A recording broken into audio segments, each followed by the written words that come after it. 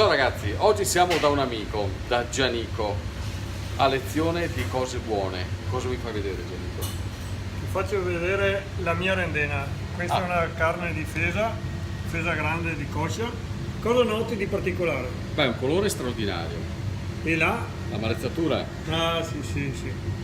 Con questo taglio qua, molto fine, tiriamo via la parte di grassetta che non va mai buttata via, mettiamo dentro sul brodo. La mettiamo lì. Teniamo giù.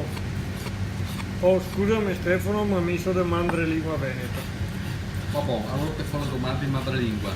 Cosa stai facendo? Il battuto alla veneta. Cosa vuol dire alla veneta? Cos'ha di diverso rispetto agli altri? Che la veneta, la cucina veneta è essenziale. Non ha bisogno di tante robe. Carne buona.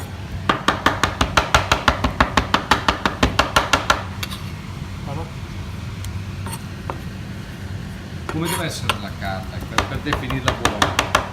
Visto che sembra unta, non sembra di plastica. Vedete come che si impasta bene. Certo.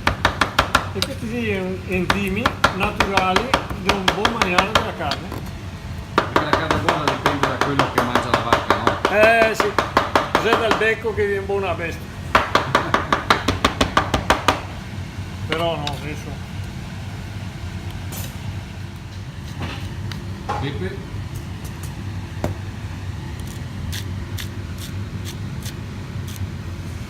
Sale. Un filo d'olio.